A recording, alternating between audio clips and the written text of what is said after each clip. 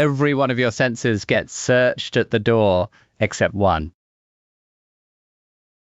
You catch a whiff of something, sun cream, an old book, a particular perfume, and without any warning, you are somewhere else entirely. 7 years old in a place you haven't thought about in decades.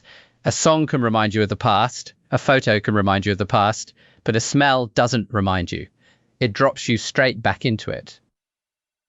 So why is your nose so absurdly good at time travel?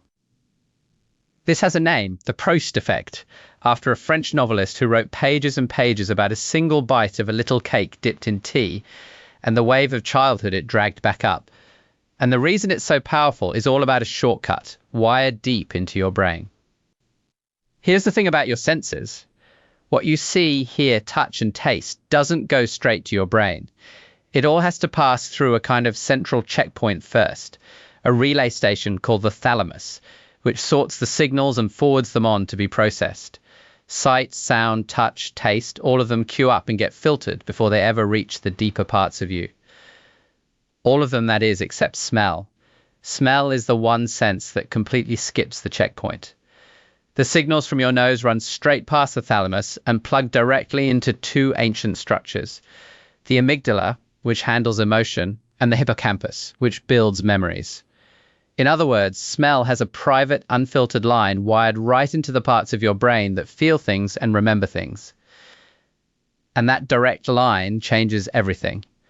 A smell reaches your emotion and memory centers almost instantly, often before your conscious mind has even worked out what you're smelling.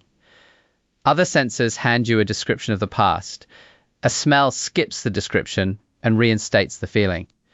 That's why scent-triggered memories come back so vivid and so emotional, and why they feel less like remembering and more like being yanked bodily through time. There's one last clue. The memories that smells unlock tend to be the oldest ones you've got, reaching all the way back to early childhood, far further than the memories your words or photos usually dig up.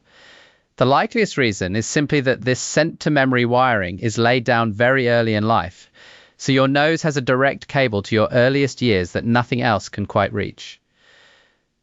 So smell isn't a sentimental quirk, it's the only sense with a direct, unguarded line into the emotional, memory-keeping heart of your brain, a line that was wired before you could even talk.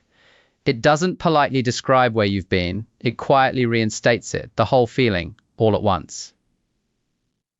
So the next time a random smell ambushes you and floods you with a memory from when you were 6, don't brush it off as nostalgia. That is your oldest, most primal sense, casually kicking down a door that every other sense has to politely knock on. If your own brain having secret express lanes is your sort of thing, the next one moves outside your head entirely, on how thousands of starlings can swirl through the sky as a single shape with absolutely nobody in charge. Same channel, same nervous little man.